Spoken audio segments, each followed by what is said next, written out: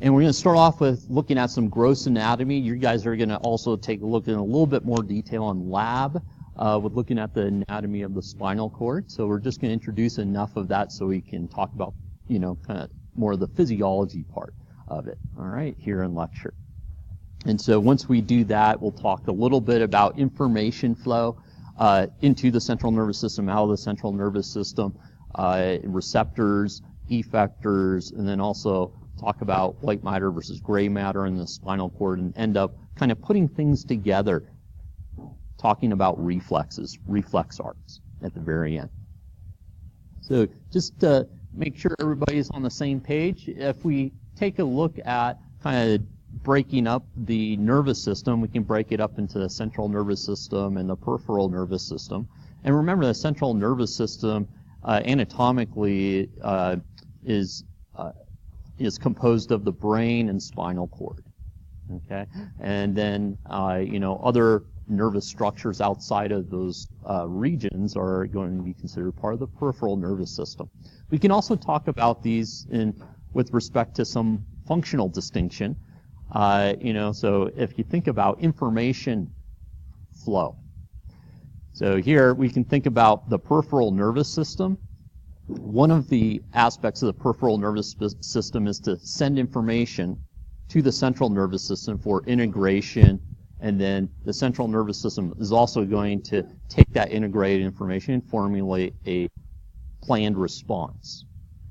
That planned response is going to be sent out and then executed by various aspects of our body via the peripheral nervous system, right? So if we kind of think about the flow, is that we can get information coming in. So in order to sense information, we have to have some sort of receptor for that, right? And we'll talk a little bit more about some of those receptors. And so here we're going to be sending information in. That sensory input is going to be going into the central nervous system for being integrated together, formulating a plan to respond to that sensory information, and you're going to get some sort of output. And here we can talk about this as being motor output, and if we're talking about skeletal muscle, right? So skeletal muscle, is that a conscious act of moving using skeletal muscle, or is that a kind of a unconscious autonomic act? So conscious, right? And so here the somatic nervous system is involved with this conscious, movement of skeletal muscle, right? And so here, when we talk about the somatic nervous system, we're really talking about, this idea of the effector being skeletal muscle. But remember, we have other effectors out there, right? So remember, skeletal muscle is only one of 3 types of muscle tissue. So here we have also cardiac muscle and also smooth muscle. Okay? And so those are going to be parts of this other branch of the response or the plan that's coming out from the central nervous system. But we also have adipose tissue and glands that can respond. This is the more autonomic nervous system, and we're going to spend more time in a lecture ahead on it. Today we're going to be focusing more on these effectors here, the skeletal muscle. So the somatic nervous system branch of the peripheral nervous system. All right? Okay. So, bottom line is information's coming in to the central nervous system, which is including the brain and spinal cord, and then you're going to get a response sent out from the central nervous system to effectors. Today we're going to be focusing on the skeletal muscle as the effector. So here, this is kind of the anatomical branching. If we break up the nervous system into central nervous system and peripheral nervous system, we have the brain and spinal cord. And then here, the peripheral nervous system, we can talk about these anatomical features are going to be nerves. So cranial nerves are one, spinal nerves are the other. And these are talking about kind of sites of where they originate from, spinal column or here, in the head. All right. And so here, remember, we have integration and then sensory input and then output, right, for the peripheral nervous system. All right, so if we look at some gross anatomy here, the brain will talk a little bit more detail in a lecture coming up ahead. The spinal cord, we're going to talk about sections of it, coverings, the gray matter and white matter. All right, so that's kind of the flow of how we're going to talk about the gross anatomy. The sections, remember, just like when you guys studied the vertebrae of the vertebral column here, we talked about there's really 3 different regions or 3 types of vertebrae: cervical, thoracic, and lumbar vertebrae. And so we have nerves that are coming out kind of like on ramps and exit ramps, if you want to think about it that way. All right, to the spinal cord and out from the spinal cord. And they exit between the vertebrae, and depending upon where they're exiting, we can call those nerves either cervical, thoracic, lumbar, and the inferior most part is going to be sacral. All right, so here are some anatomy, hopefully, that jogs your memory. So a lot of these anatomical terms are the same ones we used when we were describing the regions of the vertebral column when we talked about the bones. All right, so here, not surprisingly, if we're talking about moving your right arm, okay, is that nerve going to come out of the sacral region, you think? No, probably not, right? What region would you expect that to come out of, maybe? So you guys are saying thoracic, and that is true, but also inferior part of the cervical, may contribute to that too. But you're absolutely right, right? So here we can talk about, what parts of our body are innervated by which part of the spinal nerves. And this helps if you say, you're going into surgery, and that surgery is going to be on your right leg. If we know some of the anatomy, we can numb the right leg by adding a cocktail of drugs, right? But we can keep the rest of the body, not numb, right? So the left leg and so forth, right? So we can do that, based upon some knowledge of the anatomy of the nerves. Okay, so meninges. Meninges are coverings, and there's 3 layers of them.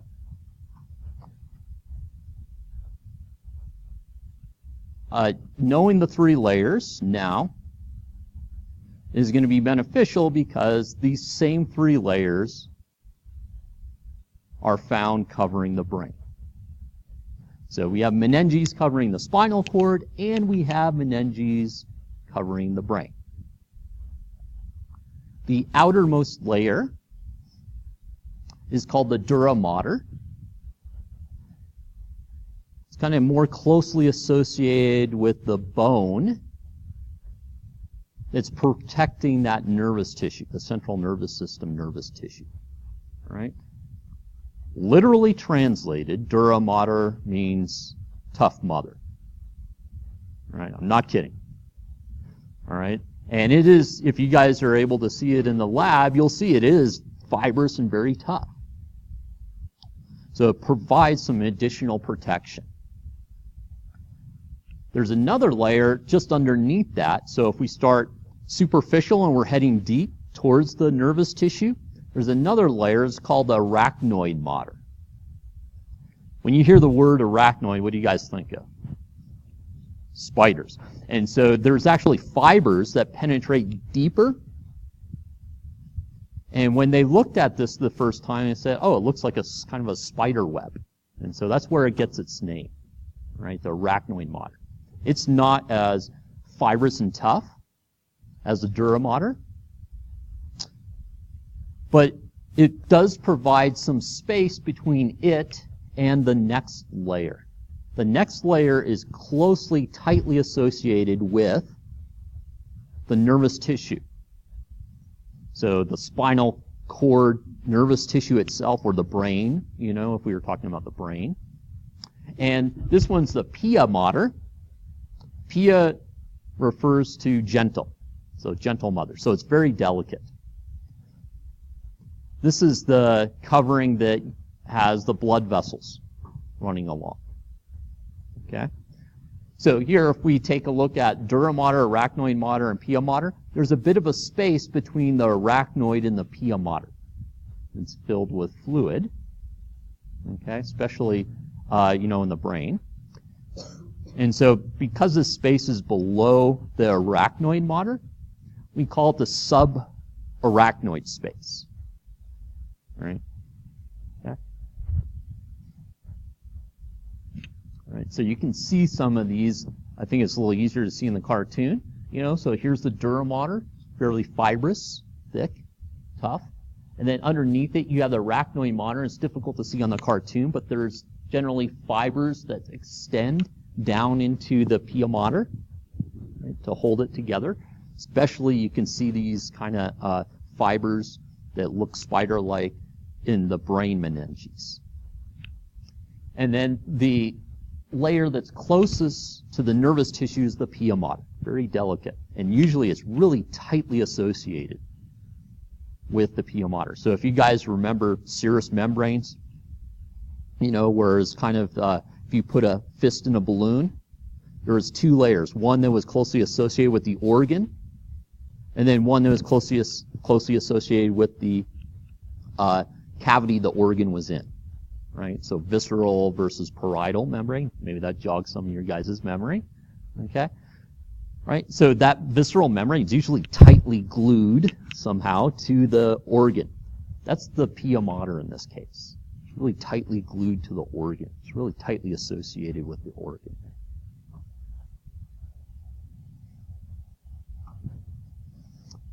All right, so let's take a look at a cross-section of the spinal cord. All right, so here, if we take a look at a cross-section of the spinal cord, you can see that there's kind of this either butterfly or a bat shape or an H shape in the middle of it. That's the gray matter. The matter outside of that is the white matter. Now, which one contains the myelinated axons? Gray matter or white matter? White matter, absolutely. So white matter. So if that ever gets confusing to you guys, remember myelin's fairly lipid, hydrophobic. And if you take, fat and you allow it to cool, it kind of turns whitish, right? Okay. And so that's kind of what ended up happening when they processed tissue, right? And they could see that there's, white matter and gray matter.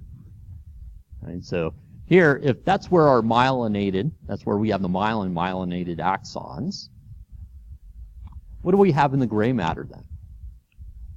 What kind of structures do we find there?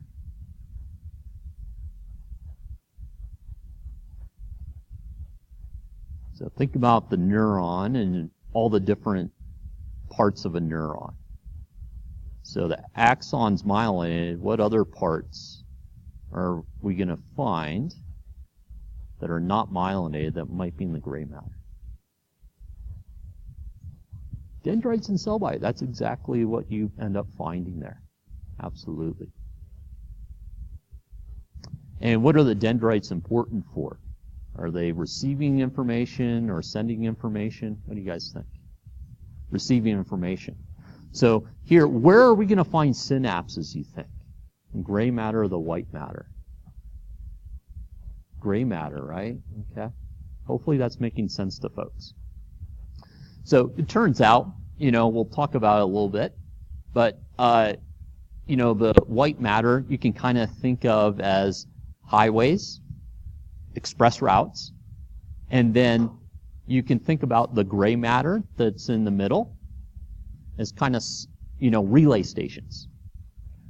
So if we take a look at this, we can have an information coming into, say, a spinal cord section, right? If it's going to be passing off information to another neuron,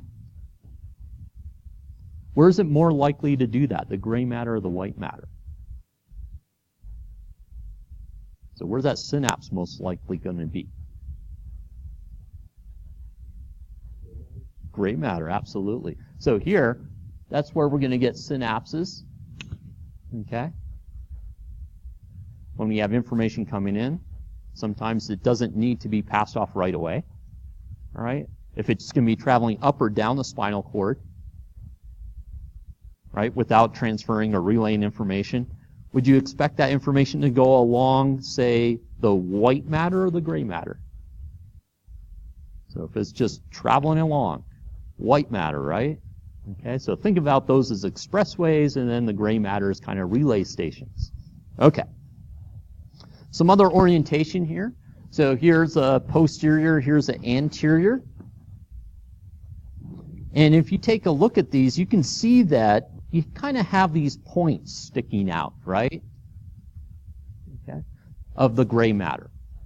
These points, tips, if you want to think of these as like a bat wing, all right? These tips are called horns. And we can call these horns by their position. We can call them a posterior horn or an anterior horn, and this one that's sticking out, pointing out towards the sides, we can call a lateral horn. And I'll tell you why I prefer, and they go by both of these terms. Okay? All right, another term for anterior is what? Anybody remember? Start with a V. Ventral, yeah. And what's another term for posterior? Dorsal. So I'll tell you why in just a second, a mnemonic device to remember information flow using ventral and dorsal. And it's used in neuroscience as well. Okay? So here, we can call this the ventral horn, dorsal horn, and then the lateral horn stays the same thing. Okay? All right? So the spinal cord, is that part of the central nervous system or the peripheral nervous system? Central nervous system.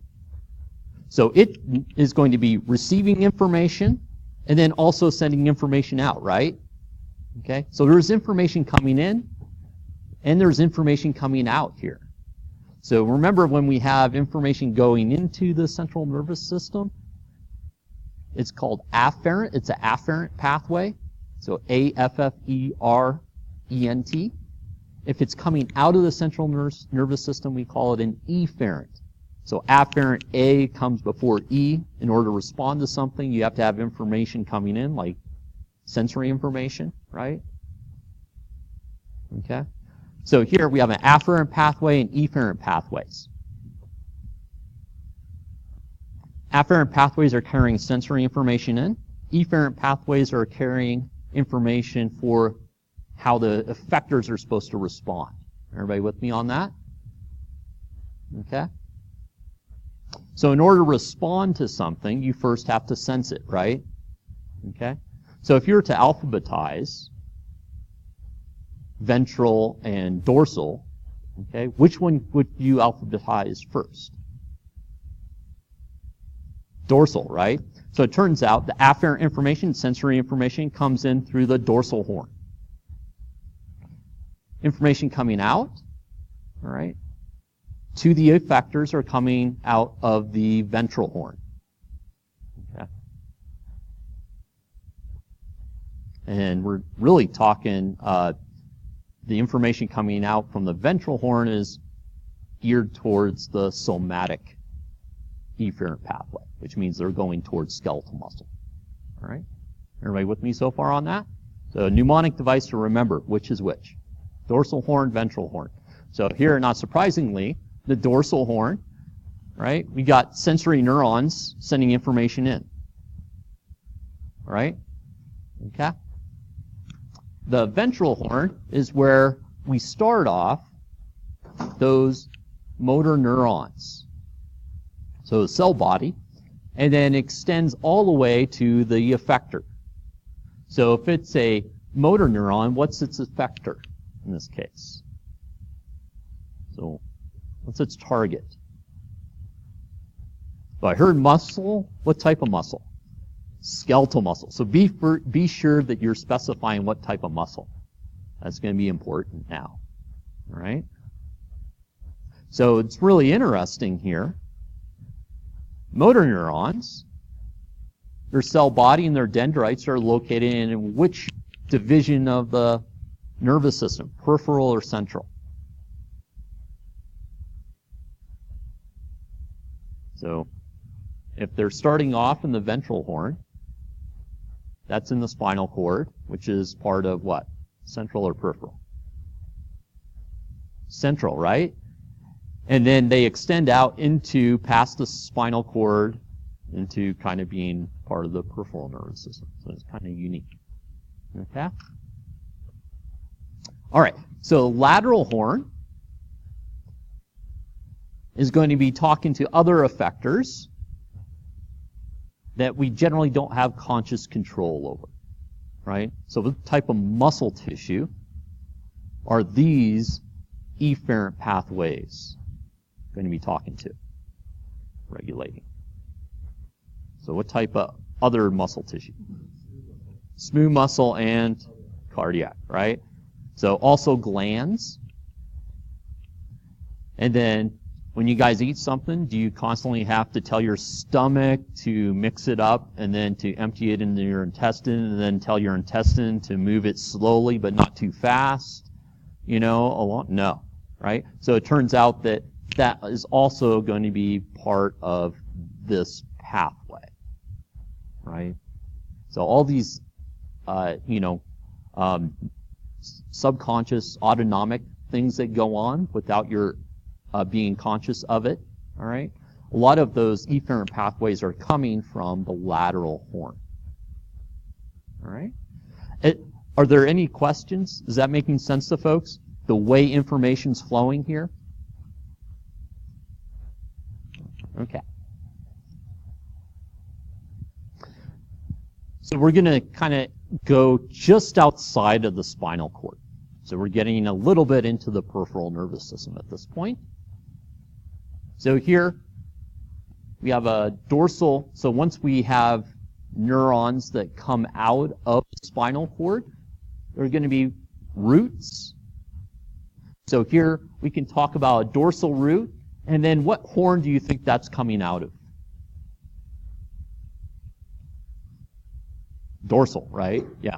Ventral roots coming out of the ventral horn. Okay? So here, which way is information flowing if this is a dorsal root nerve? Is it going into the spinal cord or out of the spinal cord? Into the spinal cord. What makes you guys say that?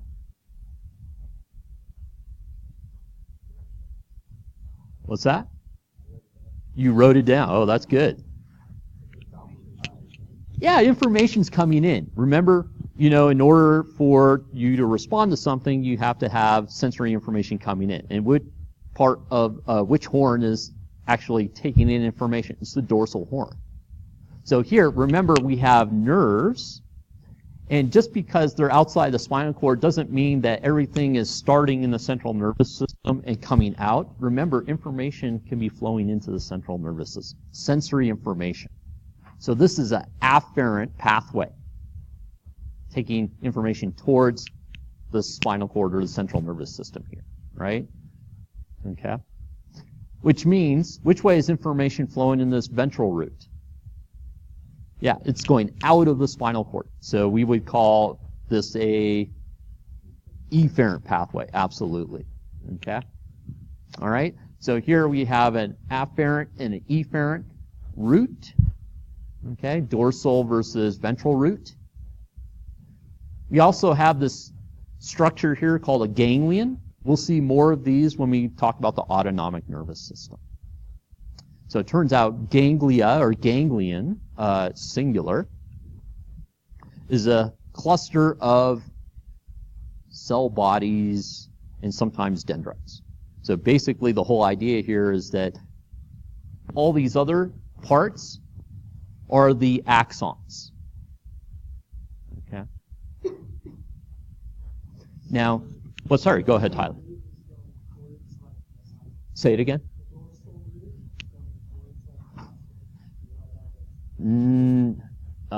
No, because it's a dorsal root, and so here, remember, it is going to be connected to the dorsal horn. So the dorsal horn, right, D before V, dorsal and ventral. In order to respond to something, we have to have a sensory response, right? So in order to be able to say, you want to pick up that pen, you have to see the pen, right? And so here, you have to have information going into the central nervous system. How does that information get in? It's going to go through, a afferent pathway, right? And so here, we have information going in, gets processed, and then we're going to have an efferent pathway that's sending information out. All right? You following me on that? Because I think a lot of times students see, oh, it's a nerve, and they only think about information coming out of the central nervous system. And they don't think about information going in to be integrated and then responding. And so they see nerve and they just assume that the information is constantly going out this way. It's not true, especially when you get this close to the spinal cord. All right. How about ganglia? Are you guys comfortable with what I was talking about with the ganglia here? All right. So, what's that? Yeah, absolutely. Yeah. So here, and it'll make more sense in just a second. But the ganglia basically is a cluster of cell bodies. Okay. A cluster of cell bodies. And when we get to autonomic nervous system, that cell body is going to have dendrites, and so it's going to be a relay point. In this case, these types of neurons aren't necessarily relay points, and I'll show you why in just a second, right? Now, the other thing I want to point out on this image, as we get further away from the spinal cord, look what happens to these dorsal root neurons and these ventral root neurons. They come together in a single spinal nerve. So these peripheral nerves that are further away from the spinal cord, are they conducting information only one direction? If they have both neurons from the dorsal root and the ventral root? No, right? So it turns out these peripheral nerves that we have are not only sending sensory information, but also sensory information to the central nervous system, but they're also taking that information from the central nervous system for you to respond. So my point here is that unless you're really close to the spinal cord, this information separation, all right, doesn't happen. So a single nerve, like it's in our arm, for instance, is going to have both afferent and efferent pathways in it. All right. Okay. Now, if we track that nerve, get back to the spinal cord, eventually you get to this point where it splits up. Right? And here you got the afferent pathway, right? Sending sensory information into the central nervous system, in this case the spinal cord, dorsal root. And then here we have the efferent, right, coming from the ventral horn. Everybody follow me on that? So here, what we're saying is, closer you are to the spinal cord, the more likely you separate the afferent and efferent pathways. Further away you get from it, it's more likely that that nerve has both directions of information going. All right? Okay. So this is going to get to your question about, the dorsal root ganglion, the DRG here. These types of neurons, all right, they're sensory neurons. They're called unipolar. I'm going to show you what that looks like in just a second. Oops, didn't want to do that. Okay. And so this is what unipolar neurons look like.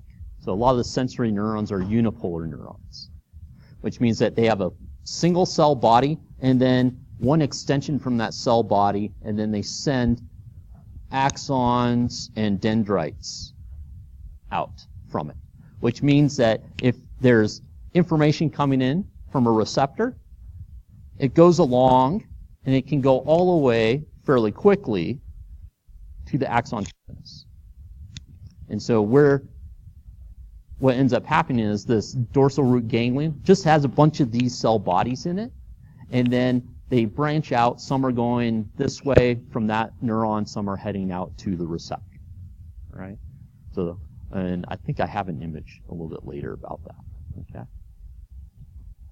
And so that's why we have a cluster of cell bodies there, but notice that we don't necessarily have synapses. So there's no relaying going on. It'll be a little bit different when we get to autonomic nervous system when we talk about ganglia there. All right, so here, the dorsal root has a sensory neurons, and what we call nerves are really axons from these neurons. Ganglia are generally going to be clusters of cell bodies. And as we get into talking about the autonomic nervous system, we'll also have talk about some of those autonomic nervous system ganglia are kind of relay stations, where one neuron's passing information on to another one. The ventral root is sending information out to skeletal muscle. So you guys already know what neurons these guys are, right? They're motor neurons. And specifically the nerves here are the axons of those motor neurons going all the way to whatever the skeletal muscle is. So we think about cells as being kind of pretty tiny, but think about these motor neurons. The motor neuron that has to wiggle one of your toes, right? Has to go all the way from the spinal cord down to your toe. So it can be kind of pretty big, or at least long. All right. So we'll just introduce white matter here. So we talked about this gray matter. Remember, the gray matter is the part of the spinal cord that's kind of H-shaped or bat-shaped. The wings, the tips are the horns. And I like to use the term dorsal and ventral to talk about them because that makes it easier using a mnemonic device to know sensory versus motor. The other thing is that ganglion from the dorsal root, that dorsal root ganglion from the dorsal horn there, right, generally is called the dorsal root ganglion, not a posterior root ganglion in the literature. All right, so to be kind of consistent there to make sure that you're not getting confused, I think using dorsal and ventral is a little bit beneficial, not only for that mnemonic device, but also when you talk about some of those ganglia. All right, so we're going to move past the gray matter and talk about white matter. So remember, gray matter is where we get relaying information. White matter are kind of the highways, the expressways. And remember, we're looking at a cross-section a lot of times of the spinal cord. And you get information being in and sent out. So you have on-ramps and off-ramps as information goes along the spinal cord. Information that is going up and down the spinal cord are ascending and descending tracks. Ascending tracks, what's the ultimate destination going to be? The brain, right? Okay? If information's going along an ascending tract, what type of information is that? What type of pathway is that? Afferent, yes, absolutely, right? And what type of information's coming in? Is that sensory or is that motor? Sensory information, right? So ascending tract is getting information going along to the brain, possibly, and it's more likely to be sensory information. Descending tracts, more likely to be what? Efferent, absolutely. And then what type of information? Sensory or, yeah, probably motor of some sort, right? Now, we also have tracts that allow communication across that nervous tissue. So that information gets coordinated or sent from one side of our body to the next, right? These tracts are transverse tracts. So it turns out that there's a crossing over that goes on when you're consciously trying to move your right hand, that program to do so started off in the left side of your brain. So there's these transverse tracks that go on.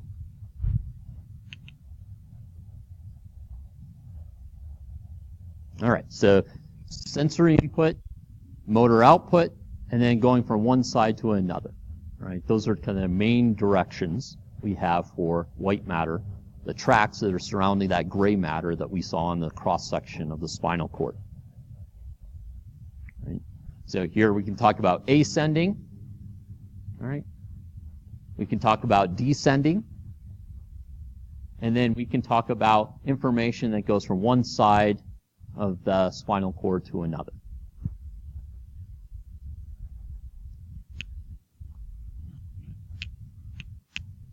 When you have crossing over that goes on, there's a term for that, and it's called decussation.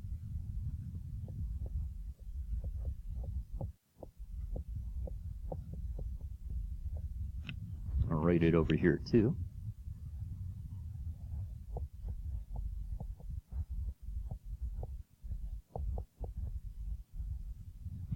Right? So decussation. Or we can say something decussates, right? Crosses over. So at some point when we're trying to move our right side of our body, skeletal muscle, that program started on the left and it had to decussate somewhere along the way to do that. A lot of times that's going to happen somewhere in the brainstem, the brain, or the spinal cord for that. All right? Okay, sir. What's up? Oh, it varies. Yeah, there's different places. We're not going to go into the details of that, but if you're interested, we might be able to dig into it a little bit when we get into the brain, because there's some major decussation points in the brainstem. Yeah, but there's points in the spinal cord where decussation can occur. Yeah. All right. So these avenues, expressways, composed of white matter, to move information quickly up and down the spinal cord. Tracks, or from one side of the spinal cord to another, are called tracks. And a lot of their names tell you about their origin and destination. If you know the origin and destination, you can figure out which direction they're going. And if you know which direction they're going, you probably have a pretty good idea of what information they're carrying, right? So here, the first part of the name is the origin. The second part is the destination, right? So spino is the first part of this, the name of this track, which means where is it starting out at? So spinal cord, right? Hopefully that's exactly what you guys were thinking. Now I know you guys don't know the structures of the brain yet, but the thalamus is a structure in the brain. So here it's starting off in the spinal cord, and its destination, it's ending in the brain. So which direction is it going? It's going up. It's ascending. So what kind of information is this track probably propagating? Sensory, yeah. It's an afferent pathway. It's probably sensory information. So here, the spinothalamic tract, right, is carrying sensory information. Now, another part of the brain is the cerebellum. So if we have a spinocerebellar tract, right, which direction is that information going? The ascending or descending?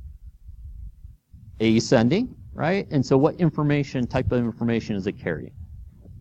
Sensory information. All right. Okay. All right, so here's some other ones. So if we talk about reticulospinal tract, so the reticular formation is a part of the brain. Okay? And then if it's spinal, that means the destination is what? Spine. So here we're starting in the brain and go to the spine, which means that ascending or descending.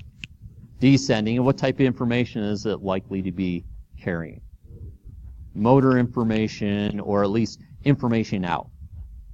efferent. It's an efferent pathway, right? Efferent tract.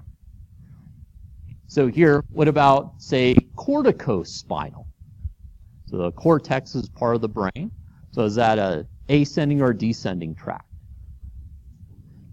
Descending, and so what type of information is coming out there? Motor, right?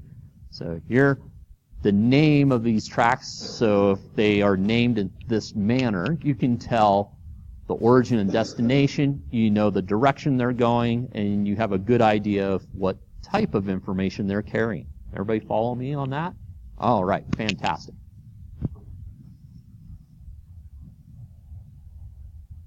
Okay. So why don't we take a break? Okay, let's take a 5-minute break, and then after the break, we'll continue with looking at the peripheral nervous system and wrap things up with looking at reflexes. Okay, so I think we'll go ahead and get started here. So what we'll do is finish up with first talking briefly about, receptors, and then putting things together in something called a reflex. You're welcome. All right, so remember that we have information coming into the central nervous system and gets integrated, and then you have some sort of output, right? And so here we're going to focus a little bit in this area now and take a look at receptors. We'll talk more about receptors as we get to, these various receptor areas, especially when we get to special senses where we have special sensory organs, like the eyeball and so forth, right? So we have sensory, and then we have the motor division. So sensory input is coming in via spinal and cranial nerves, and we have various receptors. They can be special, like, olfactory neurons that are doing olfaction, so smell, or we can have, photoreceptors for vision. We have specialized organs, and so we'll spend some dedicated time looking at special senses when we look at those specialized organs. But then somatic, so what are some sensors? So you may not know this, but your body has to, in order to execute a plan to move skeletal muscle, it has to have some information about that skeletal muscle and the tendon that it's attached to, right? So there's sensory information being sent from skeletal muscle and those tendons. And then there's also visceral sensory information, right? So what am I talking about when I talk about viscera? So what's an example? Yeah, organs, exactly, right? So a lot of what happens, or how our organs are controlled, happens without our awareness, without being conscious of it. Okay, and so it doesn't mean that sensory information is not getting passed on to the central nervous system, though.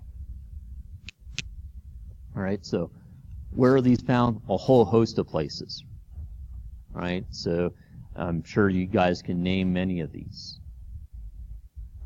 A lot of these have special organs, but our skin has a lot of various sensors, receptors, and then we have, not like I mentioned, not maybe surprising to folks, that muscles and tendons send information back to the central nervous system. All right, so some types of receptors. Thermoreceptors. What is that detecting? Yeah, so temperature, basically, right? All right, chemoreceptors. So various chemicals. So one chemoreceptor, one type of chemoreceptor is important for detecting, say, sodium levels in the blood, salt concentration. So think back what happens if you have your blood's too salty or not salty enough. So it's hypotonic or hypertonic. What happens to those cells? So if you have a hypotonic cell, what ends up happening? Or a hypotonic solution, so if blood's hypotonic, what ends up happening to those blood cells? They burst, absolutely. They take in water, and our cells don't have cell walls, so they take in so much to the point where they burst, right? So being able to regulate this is really important. So there's sensors for this, receptors, to be able to detect various chemicals. That's just one example. Nociceptors. Anybody have an idea of what those are? Pain, absolutely. Right? So, what's a neurotransmitter that we talked about that was on our list that may trigger one of these? Substance P, absolutely. There's other chemicals that trigger nociceptors, though, as well. Substance P is a major one. Mechanoreceptors. So, what type of response are mechanoreceptors going to respond to? Yeah, pressure, right? So, any type of physical change. So, we could talk about stretching, right? So, what's an area of our body where we would get sensory information about stretching? So what was one of them? Calves? So, yeah, so there's a special type of receptor that is sensing stretching in skeletal muscle, right? And you could call that a type of mechanoreceptor, if you wanted to, but there's a specialized name, and that is not on this list yet. So I think it's on the next slide, all right? But what's another place that we sense stretching? The bladder, right? So that we're a little bit more consciously aware, but also think about our heart. It pushes blood. It's a huge pump. And when it pushes blood into the aorta, that blood vessel, the diameter, slightly increases. So what's happening to that blood vessel wall? It's getting stretched. So we have special stretch receptors there to detect stretching if we have, say, high blood pressure, right? And so it's one type of, receptor is mechanoreceptors. Last one, photoreceptors, where we find that, and I'll get to your question. All right? Photoreceptors detect light, right? So eyes. Sorry, go ahead. Yeah, it can be. Yeah, absolutely. It's not, just because we're not consciously aware of it doesn't necessarily mean that sensory information is not being routed to the central nervous system. Okay? And that's part of the autonomic nervous system. We have a separate, dedicated time to talk about that because it's so important. All right, so these were the mechanoreceptors that Tyler was asking about or offered up as an example. Proprioreceptors, a special type. All right? You can be found in the actual muscle or the tendon. What are they doing? Well, they're just acting like a sentinel or a survey of how much that muscle or tendon is stretched. Okay? So one of the things that it's helping prevent is overstretching. So if you overstretch either one of these, they could tear. And so that information has to be routed back to the central nervous system in order for a proper response.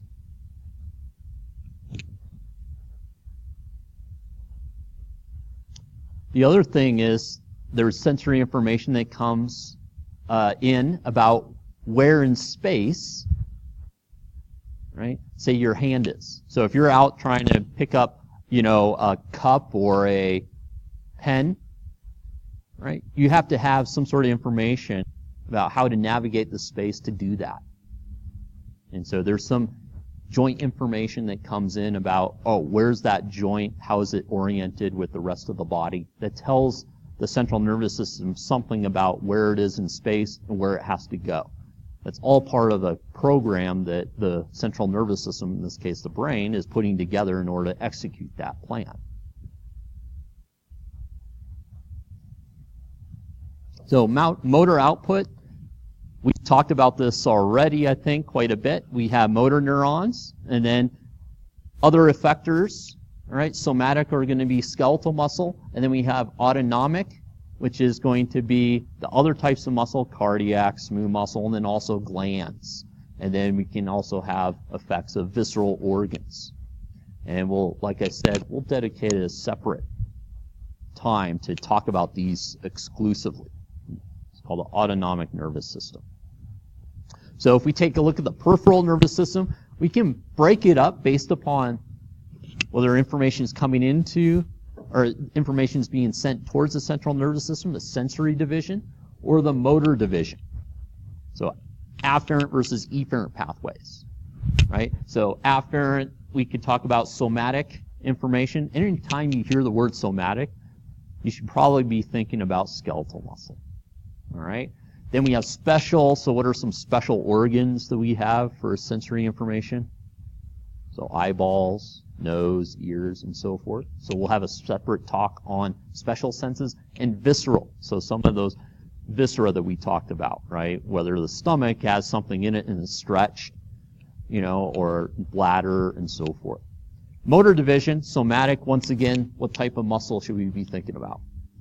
Skeletal, right?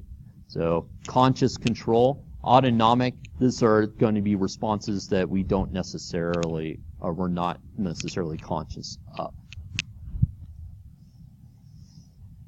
Okay, so just a quick summary here. Central nervous system, if we look at the anatomy, is the brain and spinal cord. And we talked about meninges, gray matter, the horns, and then the white matter are the tracts. So we can have ascending, descending, and transverse tracts. Peripheral nervous system are going to be sensory neurons or motor neurons. And then we have the roots that could be dorsal or ventral, right? And hopefully you guys remember how to distinguish which one is carrying which information, right? All right, so simple reflex arc. So here, in order to be consciously aware of something going on, it generally has to get routed to the brain. All right, so if this sensory information comes in and the response is coming out from the spinal cord and nothing gets registered to the brain, you generally aren't aware of what's happening. Okay, so here, you know, we can have sensory information that comes in, and it can be integrated. So any neuron that has it starts and it ends in the central nervous system, we can classify as what we call an interneuron. So all of its structures are within the central nervous system. It's an interneuron. These are really important to be able to connect various other neurons within the central nervous system for that integration. Right, to integrate information in order to develop a plan and send the execution of that plan out, right? So here, information's coming in, and so this is going to be what horn, dorsal or ventral? Dorsal horn. Information's coming out, so this is going towards a skeletal muscle, so this is going to be the ventral horn, right? This is coming out, and this root would be the ventral root. This would be the dorsal root. This cell body is found in the G word, dorsal root ganglion. Yep. All right. We're ready for somatic, and so a simple reflex arc. So how many folks are familiar with the little triangular rubber hammer that you hit the knee or just below the kneecap, and your leg shoots out? Now, I don't know how many have you tried, but as a kid, I tried to make sure that that didn't happen. And you can't prevent it from not happening. It's just crazy. As much as I tried, I couldn't prevent this reflex, right? Why? Well, because it never really reaches your brain. So it's all kind of hardwired in. So what's happening here? Well, what ends up happening is when that hammer hits the patellar tendon, it stretches the quadriceps muscle. And remember, we have sensors in there, proprioreceptors, that sense that stretch. And so what do? They send information, right, to the spinal cord saying that, oh, this is being stretched. We don't want to overstretch it, so we should contract a little bit. So when it contracts, guess what happens to your leg? It does this, right? So here you have muscle spindles that get stretched, and then remember you got the sensory information going into the dorsal horn, gets integrated, and then you're going to send information out via motor neuron to the muscles to prevent overstretching. right? So this is a somatic reflex arc. And because we don't have branching here going on in the central nervous system, so information's not going to some other place, we call it monosynaptic. I'm going to show you an example of polysynaptic in just a second. All right? Everybody follow me on the reflex arc there? All right? All right, so here's a polysynaptic. You go and you touch something that's too hot. Right? What ends up happening? Well, usually what ends up happening is you jerk your hand away. And then you have some sort of conscious, association of pain with that experience. So there's two things going on. That sensory information came in, and you had a quick reflex, but also some of that information got routed back up to the brain. So it got split off once it reached the spinal cord. Right? In order to be consciously aware of something, it's generally got to be routed to the brain. So here, this is polysynaptic. So it's actually your response to withdraw your hand is generally quicker than your ability to perceive that it's too hot. Now, hopefully, one of the places in the brain it gets routed to is a place where that memory is stored. So that, you associate that really hot burning coal with pain, right? So not only are you consciously aware, but you have some sort of memory of it, too. Yeah.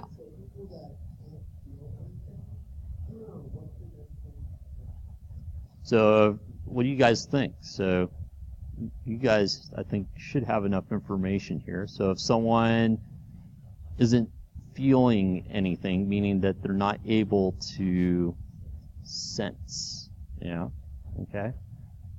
And so what might be affected here? Could be, right? What, in order to have conscious awareness of pain, right? Think about the pathway it has to go along. The ventral is sending information out to respond, so a motor response, But if we're talking about just propagating pain, in order to be perceiving pain, right, it's got to get to the brain. So what about anywhere along the tract where you severed that expressway, right? So then you wouldn't actually perceive pain. The question is, all right, you're sending the pain sensation along, but it stops before it gets to the brain, which means you don't have a perception of it. You're not consciously aware of it, right? But if you severed it so that that pain pathway stops before it gets to the spinal cord, right? Then you're not going to be able to have these reflex arcs, right? Reflex arcs, right? Okay. And so that's why, that they do certain types of tests in the hospital to see whether is that reflex arc still intact or not, right? And if the person's conscious, they can ask them questions as to what they feel, when they feel it, without looking, right? Okay. So the answer is anywhere along that pathway, if you disrupt it, then you're going to have problems with recognizing pain, right? Yeah.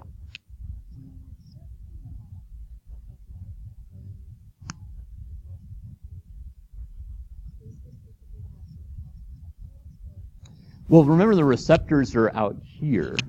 Yeah, and so they're out here detecting something, and then they're sending the information along to the central nervous system. So the receptors aren't necessarily the different types of sensing receptors aren't over here. They're going to be in the periphery or the viscera, for instance.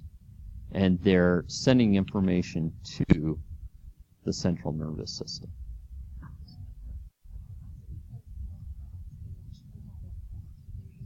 Mm-hmm.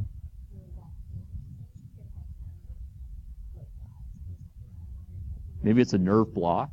Mm-hmm. Mm-hmm.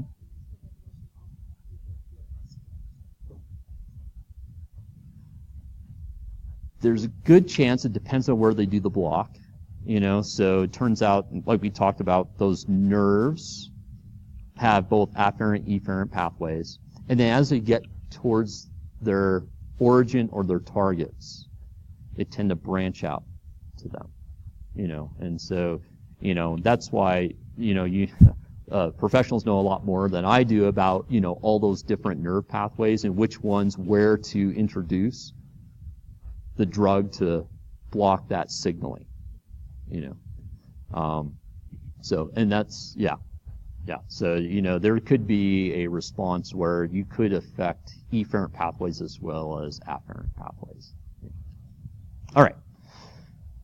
So, I think this is the last one. It's, I think, kind of cool. It's called a cross-extensor reflex. It's also polysynaptic. And so if you're walking around and you step on something sharp, what do? You pull up your leg, right? Well, if you pull up your leg, now you have to support your entire body weight on your other leg, right? Okay. In order to do that fairly quickly, though, that other leg has to get information in order to do that. It's got to be able to respond fairly quickly. So not only do you withdraw your leg from where that pain is, but you're firing muscles to carry that full body weight on your other leg, right?